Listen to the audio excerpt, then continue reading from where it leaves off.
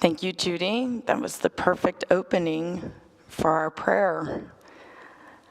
Let us just take a moment to open our hearts, to open our minds, to allow ourselves to be present to the presence, that energy, power within us, the divine, expressed individually through each and every one of us, yet brings us collectively together in this space, this physical building we call church, and to everyone online, that we are creating a network centered in the all-powerful, all-knowing omnipresence that we refer to as God, intelligence, life, the divine, so that we may spring forth and be a greater expression ourselves, more perfectly formed from divine mind,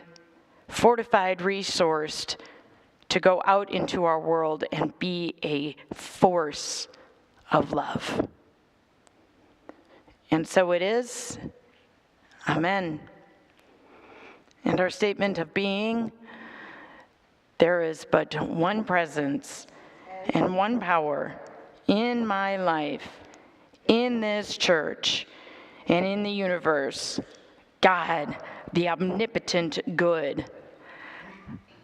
Welcome, everyone. Welcome and happy Sunday. Welcome to everybody who is online. Thank you for joining us at Unity South, an opportunity to come together. We come together, why? To collectively, hopefully, experience something that we call God. To maybe take some intellectual information and allow it to be transformed into an experience.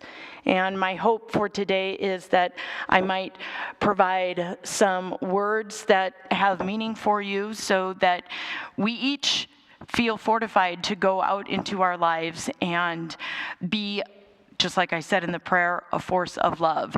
So, visitors online, thank you for being here. And I just want to acknowledge that whether you are watching online or here presently, you had a choice to make this morning. You could have gone anywhere. You could have done anything. And you chose to be here, listening to a deeper intelligence within you, accepting an invitation.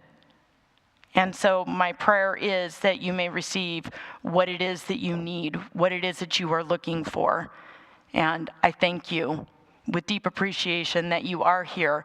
Online participants, please feel free to comment, wave, introduce yourselves. We always like to know who's watching and where you're from. And with that, we can move into our opening song, I Am Alive, Aware, and Awake. Yes, please stand up. Oh, yes, clap between. Carlotta, please.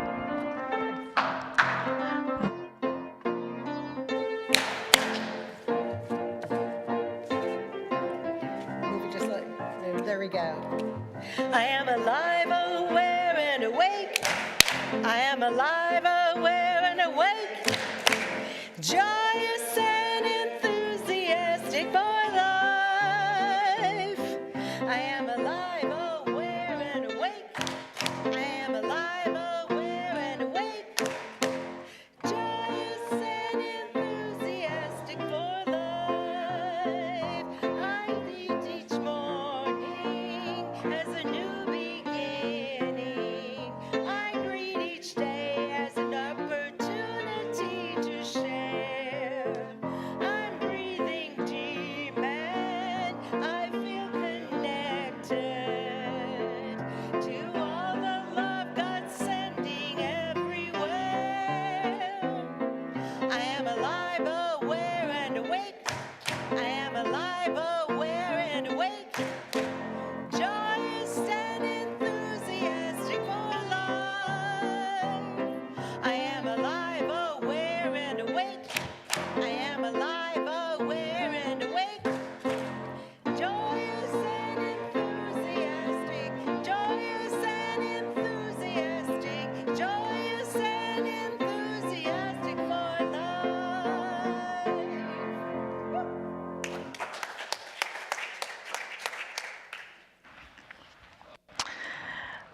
I love the title of the next part of our service, which is Acknowledgement of Presence.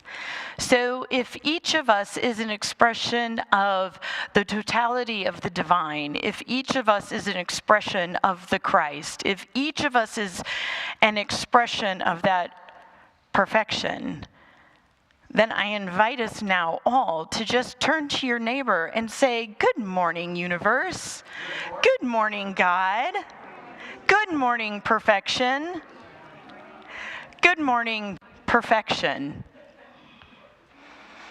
And I love Charles Fillmore's definition of perfection, a state of consciousness without any shadow of negation.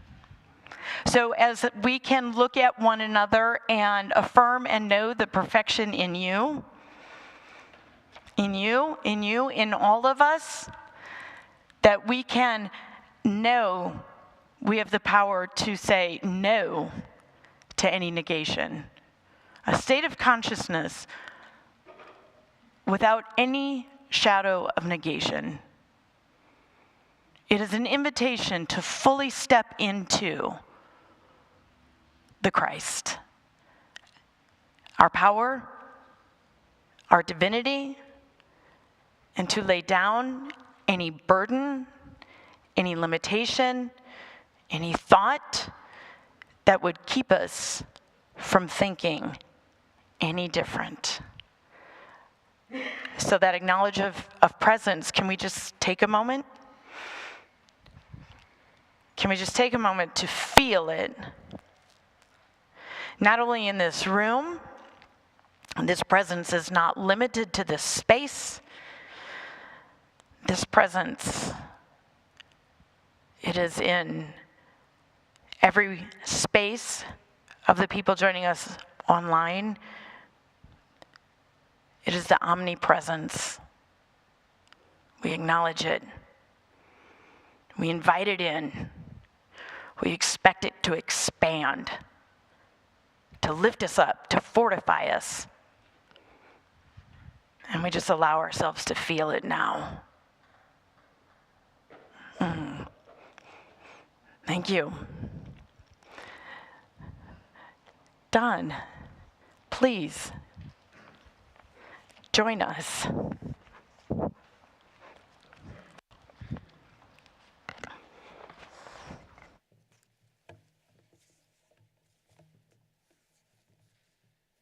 The daily word for today, Sunday, June 11th, 2023, is grace. With joy and gratitude, I welcome grace. The guiding, healing, harmonizing presence and power of God is everywhere present. Divine grace is mine whenever I say yes to this presence within me. I release any thought that I am unworthy of grace. Nothing I could do or fail to do would ever disturb my divine identity. Grace need not be earned, nor can it be bought. It is inexhaustible. No matter how much comes my way, I can relax in complete trust that even more will be available as I need it. Grace doesn't happen to me. It expresses through me.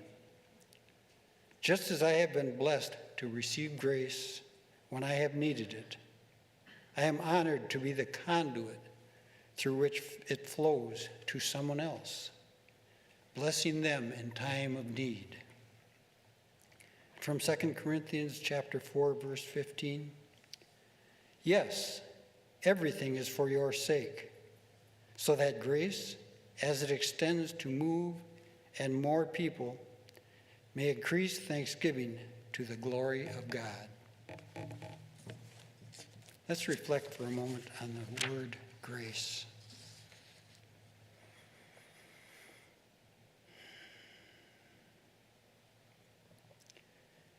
As I acknowledge the value and power of our community prayer, I also acknowledge the many people around the world that are praying with me right now. Together, we create a dramatic increase in the power of our prayers. As I focus my attention toward the presence and power of God, I realized that we are all one with God, and all one with one another. The divine nature, the Christ within each of us, combines us. Together, there is nothing we cannot achieve. God is love, peace, understanding, and strength. Therefore, my true nature is love, peace, understanding, and strength. Please hold this thought that God is, therefore I am, as I read the Silent Unity affirmation for today. Celebrating unexpected blessings, I live well today. Celebrating unexpected blessings, I live well today. My eyes are open to notice the untold ways that I am blessed. I cherish unexpected kind words, thoughtful gestures, landscapes, nourishment, and every kind of blessing. I behold the beauty in each person I connect with, receiving their presence as a gift. I pray in gratitude for living well today. Together, we acknowledge the prayer requests Unity South has received. We behold and affirm the truth within these individuals. We know that Spirit is working in their lives as they further awaken to the presence of God as their health, supply, and sense of purpose. Let's focus loving thoughts on these prayer requests as we take a few moments in the silence.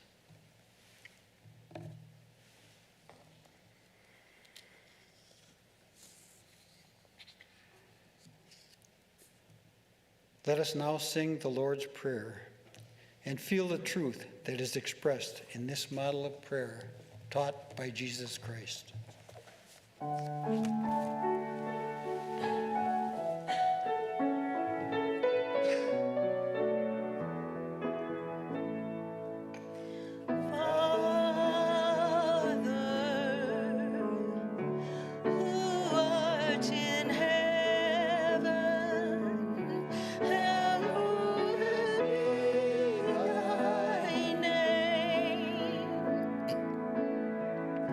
Thy kingdom come.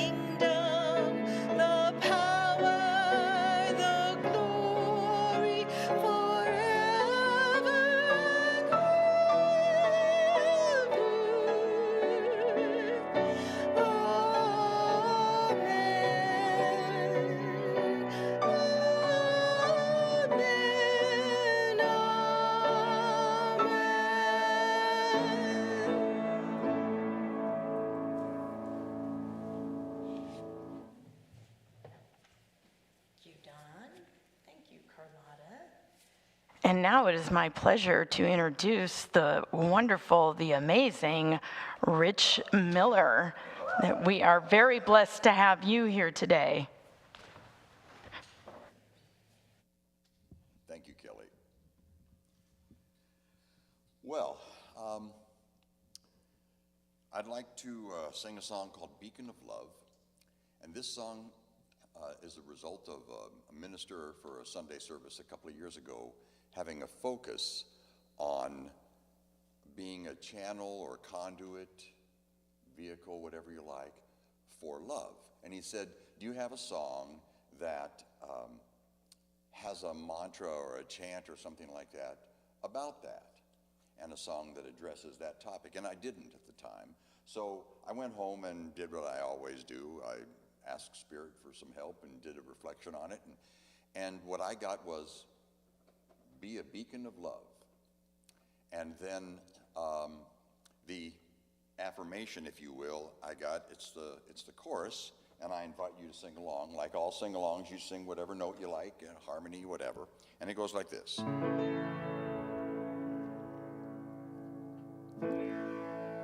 Be a beacon of love. Be a beacon of love. To share the joy in my heart, I will find a way to be a beacon of love. That's it. Be a beacon of love. Be a beacon of love. To share the joy in my heart, I will find a way to be a beacon of love. Yeah. The grace of God is pure, it is a constant flow. The more you let it in your life, the greater it will go. And once you share your light for all the world to see, there'll be no keeping you from being all that you can be. I'll be a beacon of love. Be a beacon of love. To share the joy in my heart, I will find a way to be a beacon of love. Each life has ups and downs, no matter what we do. The love of God is strong, and with it we can make it through. And more than just get through, we have the choice to be someone who shares the light of God with everyone we meet. I'll be a beacon of love. Be a beacon of love. To share the joy in my heart, I will find a way to be a beacon of love.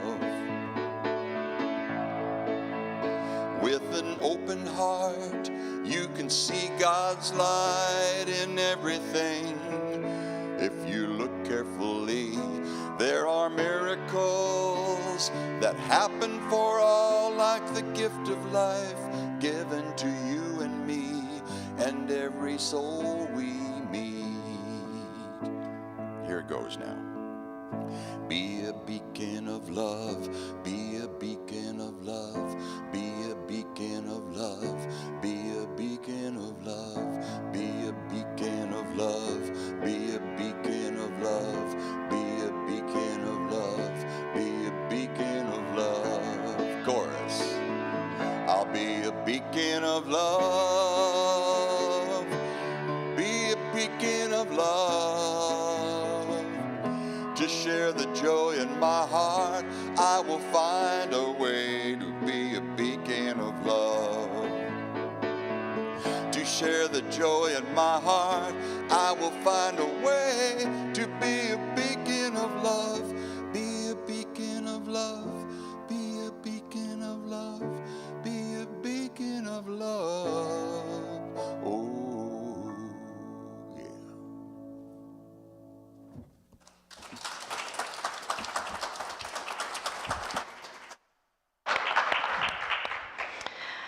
that simple, folks. Beacon of love. Thank you, Rich. So I recently gave myself an opportunity. It's not often that my calendar frees up, and I had a space of time that I had blocked off, and I had my children are all out of the house now, but I have dog children now. So even though my calendar might free up every now and then, it doesn't mean that my obligations are free. But it so happened that it aligned with a reservation that I had made at the dog kennel for a few days for my dogs, and I thought, free calendar, reservation at the dog kennel, nobody's at home, nobody needs me. I could go somewhere. Just for me. And I thought, well, where am I going to go? What am I going to do? And I thought, well, I could go and I could go to Chicago, or I could meet a friend, or I could do this, or I could do that. And I thought, you know what? I something about going to the North Shore is just very inviting. And I had remembered that my sister and I one night were going through vacation rentals and just looking at various things that you could rent around the state. And there are amazing vacation rentals that you can rent. And in that search, I came across these little domes, of which there are 4 on the North Shore. And it's like a glorified tent. But one half of it is see-through. And so you are in your space inside your tent, but one half is completely see-through, so it gives you the sense of laying in bed, but outside with running water, electricity, and heat, which, since this was at the end of April, that was very important to me. So I thought, you know what? I'm going to book that. I'm going to go up there. But I didn't book it. I waited. So when I was coming up with this title of what today's lesson was going to be about, it was really, this is the spiritual lessons that I took from that experience. And first of all, I just want to acknowledge the fact that, are we not amazing creatures? That we can have an experience and reflect upon it and take that information, that reflection, and integrate that new information and organize it in a way so that we might perhaps move ourselves forward from a place that really encompasses the truth of who we are? Is that not amazing? Am I the only one who's amazed by this? Okay, thank you. So this is some of those lessons that I have reflected upon since that trip at the end of April. And the first, when I was writing this through, I was like, is this really a lesson? Because these all are questions. So these are really the questions that came out of that trip, and questions that you might ask yourself as well. And so before I even left the house,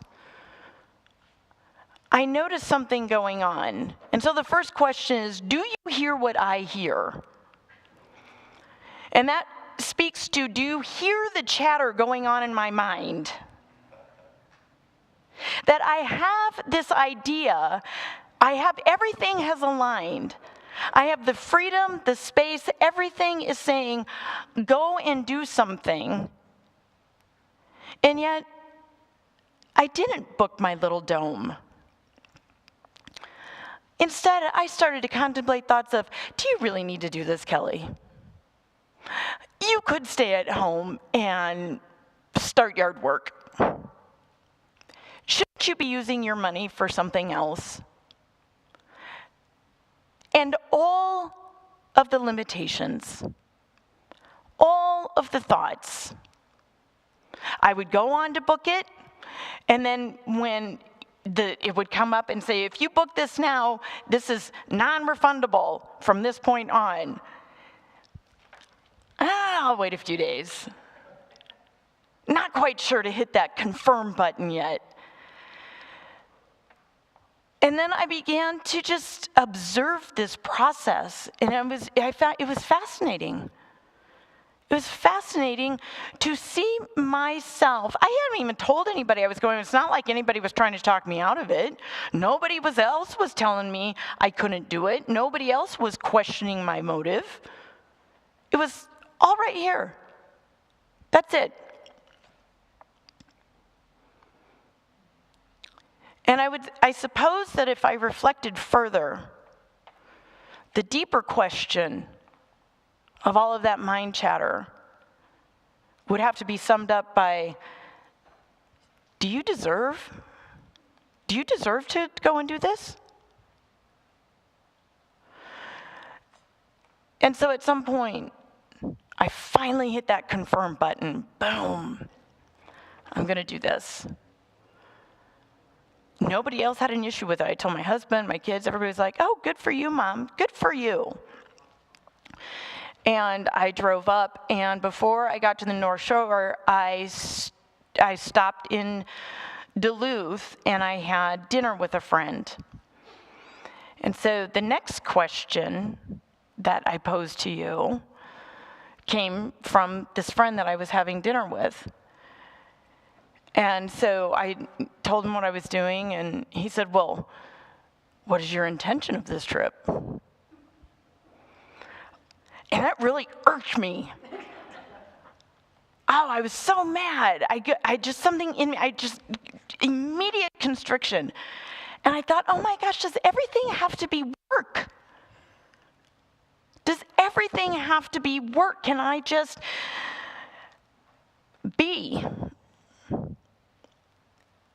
But I wanted to be civil and entertain his question. And so I thought, okay, what is my intention? And then I answered it. I said, my intention is to do it. To just do it, because a week ago when I was contemplating this, I saw myself talking myself out of it. We get an idea. It's being asked to be called into expression. And how many times do we talk ourselves out of it? So I just told him, I said, my intention is just to do it. I don't know what's going to happen, but I would like to see. And what's really interesting about this, I learned a new word this morning. I was listening to a talk by Michael Beckwith.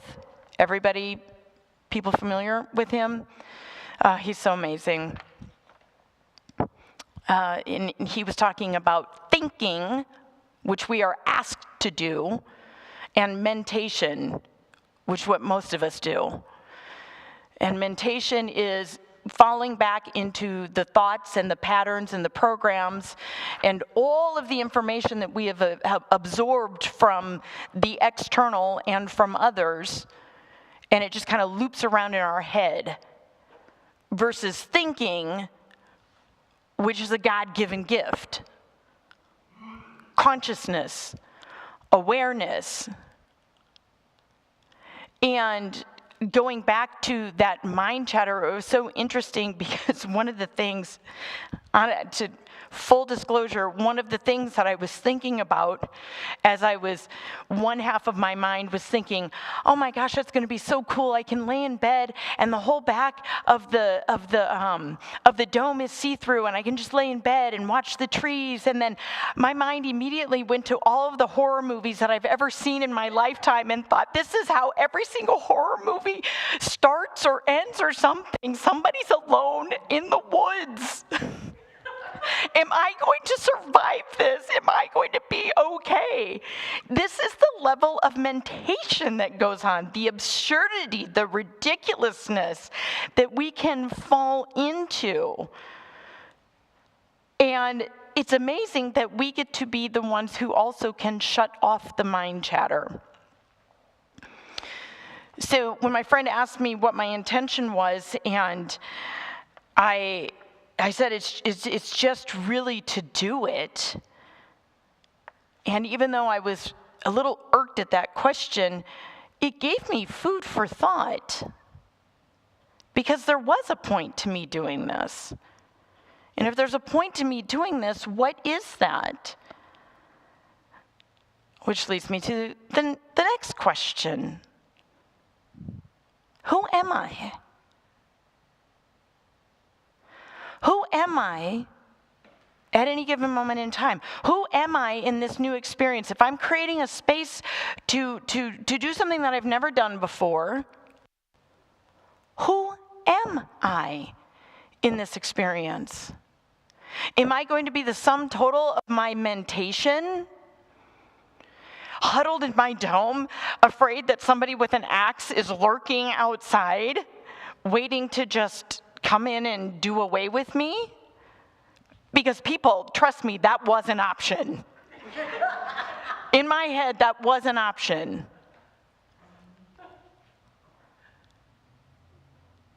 Who am I? How will I express? What am I choosing to be an expression of? And so I had to change my irkedness to gratitude to my friend for posing the question, because I became aware that my intention was to experience God, to experience my relationship with God, to experience myself as God. If I've got all of this stuff in my mind, from my past, from my programming, from external circumstances, from the collective limited consciousness versus the collective consciousness of perfection, if I've got all of this stuff, what will I be an expression of? Something new? Or all this stuff from the past? And so upon further reflection of this, I realized this is where the unknown is where the magic happens. I know my limitations. I will be the first one to argue for them. I don't always know who I am expressing the unknown. Even coming here today, thinking, falling into old patterns.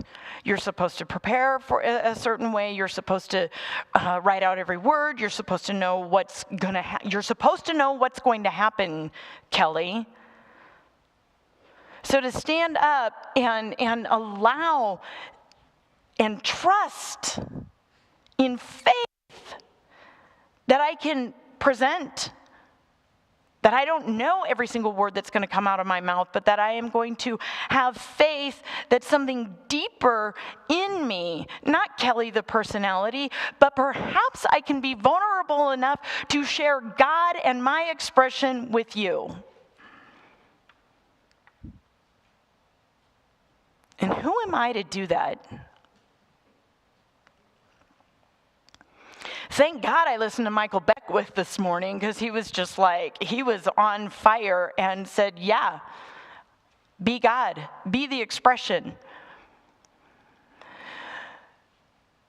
That question, who am I, is a question that we can ask ourselves every day.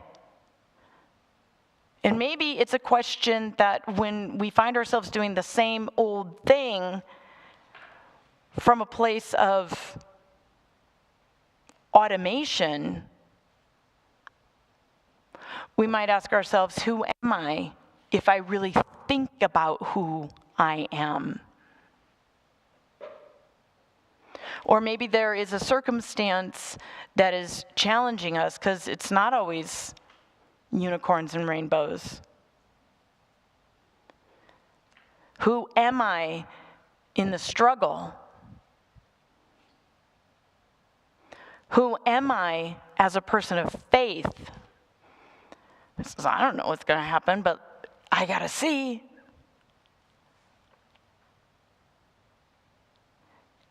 And in that question, it really is the revealing of the divine. And in that relationship, knowing that there is a source and a support that we can always go to, which I'll come back to in a few minutes. So I'm in my little dome, and it's done with such loving care. I walk into this place, and everything was just so intentional and beautiful and very, very simple, and I was very excited. And I got there, and it was already dark, the scary dark. And I got in, brushed teeth and all that, and was just laying in bed and was just watching the trees move. It was very windy. It was about 25-mile-an-hour winds the weekend that I was up there. And I was just intellectualizing, because I think that sometimes you have to do that first. You have to choose a thought. And I was just intellectualizing, walking myself through that the trees were God. And they were swaying back and forth. And I was God. And I knew if I didn't do that, my mind would go probably to a scary place. Not because I believed anything was going to happen, but it's kind of what I was taught to do without being taught. You go to that scary place.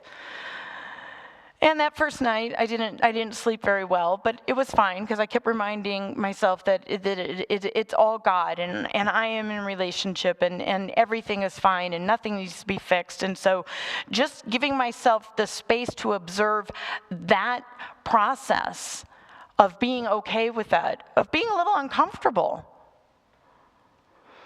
And the next morning I woke up, again with this question, and it wasn't even a direct question of who am I, but I became aware by myself things like, do I want to eat? Am I hungry? What am I going to do? Because when you're all by yourself, and there's no appointments, there's no obligations, there's nothing that you have to do, what are you going to do? Now, it might seem silly for some people for me to have those kinds of questions, but it was really kind of eye-opening. I don't know if I'm hungry. I have to sit with that for a second. Do I want to eat? I'm not sure. Taking yourself out of the regular routine so that you can discover something that might seem fairly minor, but it gives us an opportunity to kind of dive in. And I decided I wasn't hungry, and I didn't want to get up. That I wanted to enjoy my time a little bit more just laying in bed before doing anything. And I'm laying there, and it's still super windy out, and the trees are still swaying back and forth, and they're creaking. And then I thought of something that my daughter had said prior to me. I don't know what we were talking about, but she came home and said, do you realize that humans are not necessary? And I was like, wow, okay, that's a statement. She's like, no, like if humans just disappeared, the earth would be fine. And I was like, she's right. She's 100% right. And I had that thought, which led me to the next question. Where is Eden? meaning the Garden of. Learning about the Garden of Eden as a child, I thought it was a place, like an actual place that you could go to. And then it morphs into sort of this metaphysical representation. But then I had the thought of, maybe we are already in Eden. That if the earth doesn't need humans, and we take away the human component, we are living in perfection. Are we not? It's perfect. It's awesome. And I forget to appreciate that. Oh gosh, it's raining. I can't believe it's raining. I hear myself sometimes saying. Or it's so cold. We're living in perfection. A beautiful planet that offers everything. So I appreciated my daughter pointing that out, because then I decided that I was going to go out and enjoy Eden, and I was going to go on a hike. And I like to think of myself as a good planner. However, I don't always research all that well. So I was not prepared for the amount of snow that was still up on the North Shore at the end of April. So I drove to a place where I knew it was a very what do I want to say? Simple, we'll just say simple hike up in Superior National Forest. And it was Monday at 11. So I pull into the parking lot and no other car is there. And I thought to myself, should I call and let somebody know that I'm going hiking? It'll be fine, it'll be fine. You'll be fine, Kelly, you'll be fine. And so I map out my route. I even take a picture of the route on my phone so I won't get lost. And I make the choice. I was like, okay, so this hike at the most should be 3 hours, no more. I don't need to take my water bottle. I don't want to carry my water bottle. So I leave my water bottle in the car. It's not going to be a big deal. This is a pretty simple hike. It's not very strenuous, fine. And I start hiking. And it's super windy, 25-mile-an-hour wind still. And within 15 minutes, my shoes are soaked, my socks are soaked, my feet are soaked. It's fine, no big deal, lots of snow, you can see the trail, so I have a clear vision of the trail. I hike up and I get to the top of the mountain, and it is overlooking Lake Superior. And again, the winds were very, very strong, and so I stayed back to the tree line. I did not venture out. And they had a bench there, and you could sit on the bench and overlook Lake Superior. So I sat down on the bench and I thought, oh, look at this amazing planet, this amazing place. Look at me, my amazing self. Oh, just feeling so good, so connected. And I carry on, start walking. And there were some spots there that were really, they were very close to the edge, and the wind was very strong, so I stayed very close to trees. And I kept walking, and a lot of this time, the path was narrow, so I had to really pay attention to where I was walking and where my feet were actually going. And I know that I should be coming up on the end of this hike.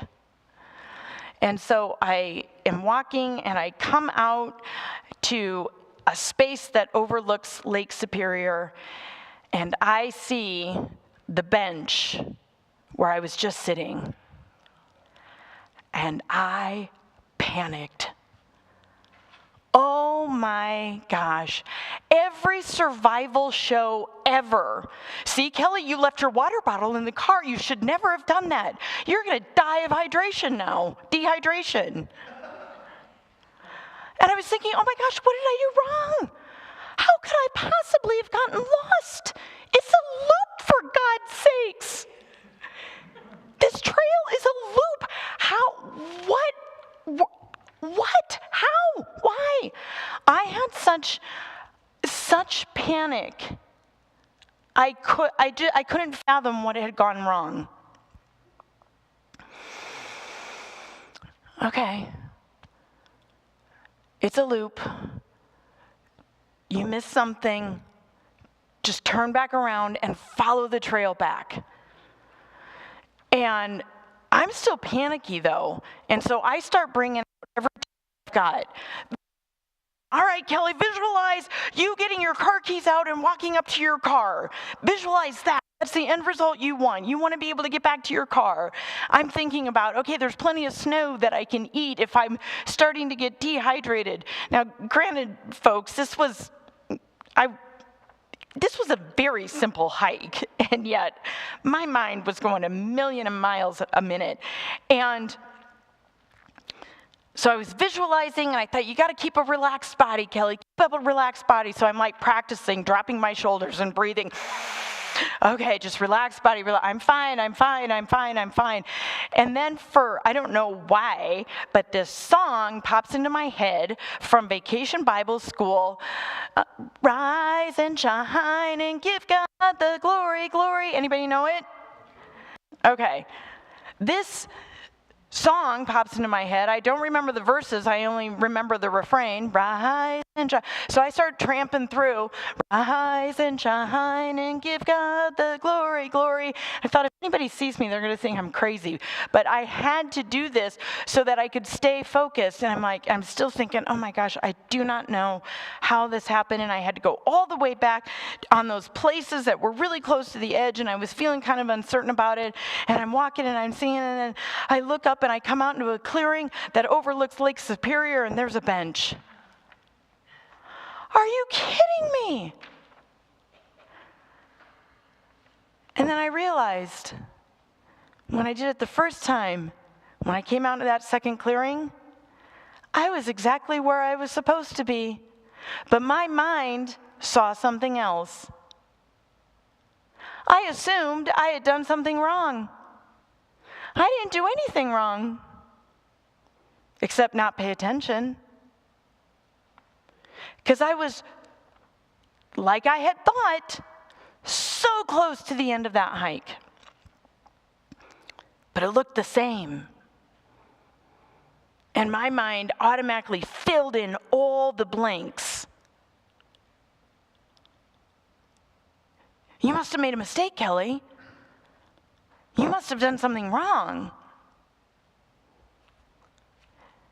And the wrongness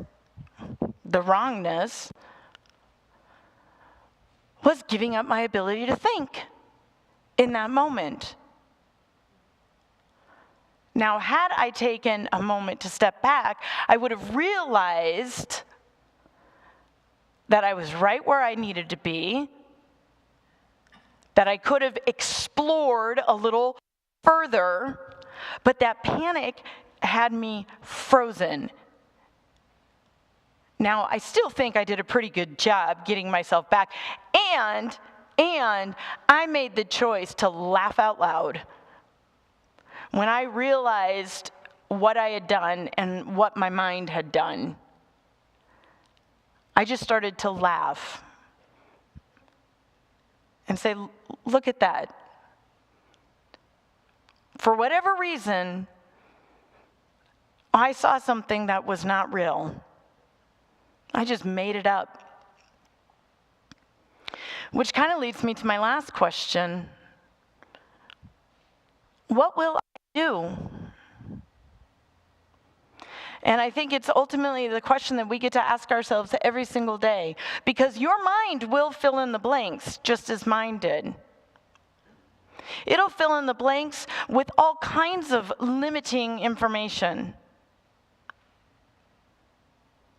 What will you do? Will you open yourself up and give yourself an opportunity to move forward, to take that leap of faith? what I realized also was, in answering that question, what will I do? Upon reflection, I think life, this is my personal opinion now, but life is really inviting us all the time, not just to experience, but to interact. To interact with our thinking, with our hearts, to be a beacon of love. And in that moment, when we decide to deny information of the past, because I could have gone into, beating myself, how stupid are you, Kelly? Seriously? And I didn't do that. I decided not to do that. I laughed instead. Is that an expression of love to self? For me, it was.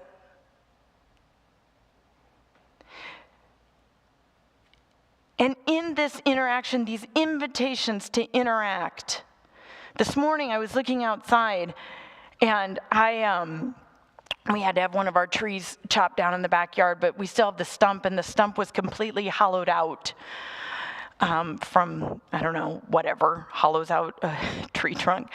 And I had the idea, I decided to fill it with dirt and plant a hosta. And it worked.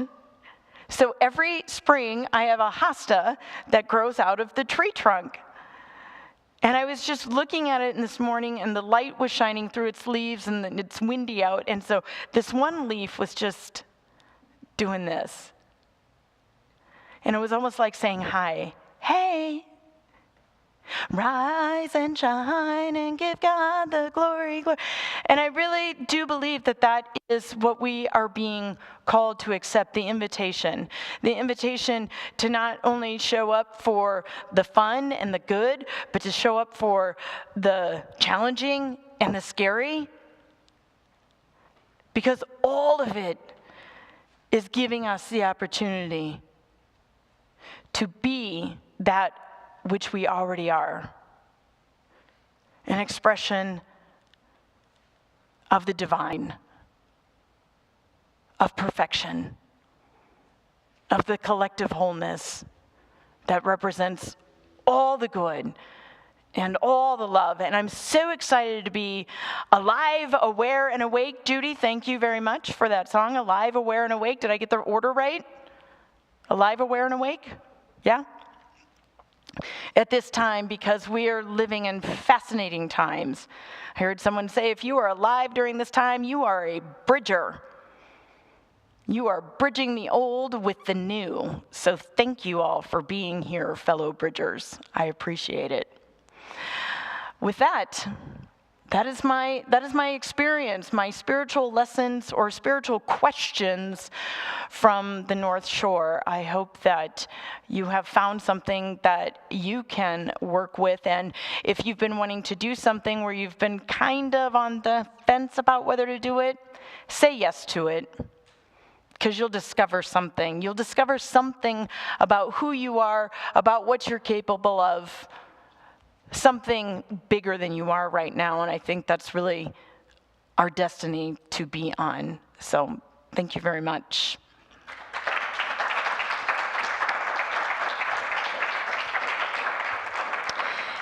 And with that, Mr. Rich Miller and special music again.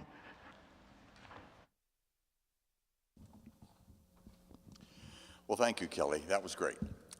And at first, I was wondering whether I'd picked the right song for this second song here, but you ended up you talked about lots of things, including how we react to change when things don't go exactly the way we thought they ought to go. Do we get all crazy in our head and whatever, and here's that bench. Maybe it's not the same bench. Maybe there's 2 benches on the path. Maybe there's 3 benches on the path. And this song is called A Change Is Coming.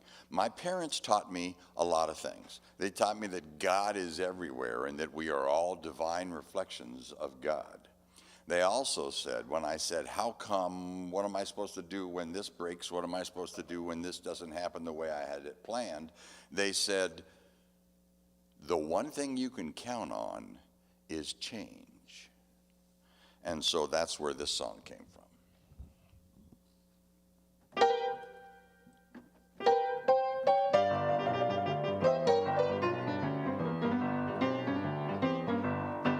Well, every time I think I've got it all figured out, there is a change, and I know things will never be the same. I step into a bigger room, and I know there's more for me to learn, 'cause the change is coming. The change is coming. Whoa, the change is coming. The change is coming. Well, I thought I could move those mountains on my own, but I was caught. What a fool I'd been, how I was wrong. I fell into a mental trap, and you know I've had enough of that, 'cause a change is coming. A change is coming. Whoa, a change is coming. A change is coming.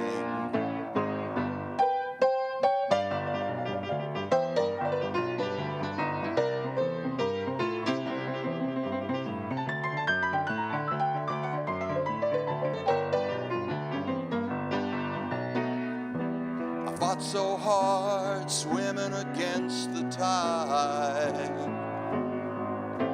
till I cut loose that anchor I was holding to so tight. We have no limitations if we only dare to let go, trust in all we know and become more aware. So I try to relax and feel divine grace work flow through me, because I know when I'm in that flow, I'm the best that I can be. And I trust in God all day to help me find and live a better way. Because you know a change is coming. A change is coming. Whoa, a change is coming. A change is coming. Now have you felt that a wind of change blow through your life? Well, then you know you will often get what you don't expect. Just keep in mind this line: when one door shuts, two open wide, 'cause change is coming. That's right, clap your hands. A change is coming. Whoa, a change is coming. A change is, you just cannot stop the change that's coming. A change is coming. Oh well, a change is coming. A change is coming. Ooh, yeah. Oh my goodness.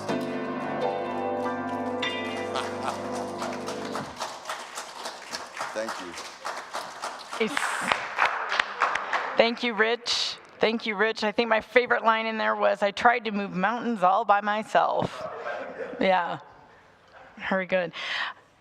Just a word of gratitude to Reverend Stacy for sharing his platform with me today. I appreciate it very much. And to Adam Schneider for supporting the service as well as to Judy and to Rich for their just amazing talents. So we have an opportunity to infuse this thing we called money with our vibration, with our love, so that it can go forth and do amazing things. We affirm and know, recognizing the value of this spiritual community in my life.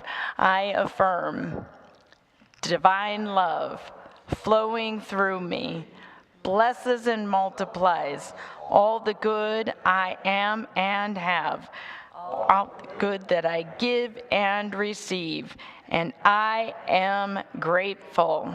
Thank you, God. And now we can stand up and sing again. I believe the closing song is I Release and I Let Go. Thank you so much.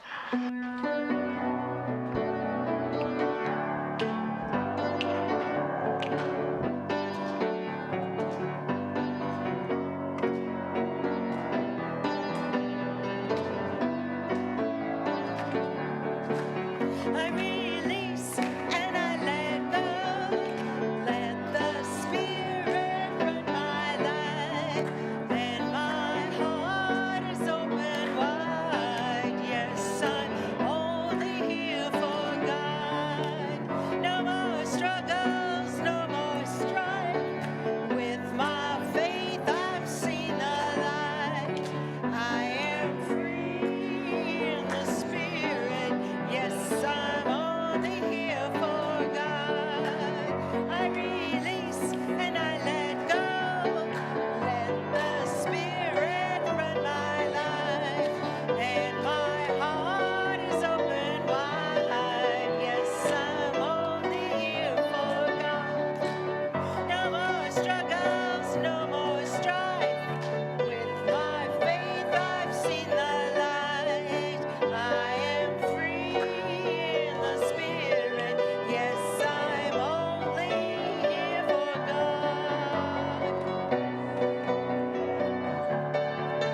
The Spirit run my life, change heart, and my heart is open wide. Yes, I'm only here for God.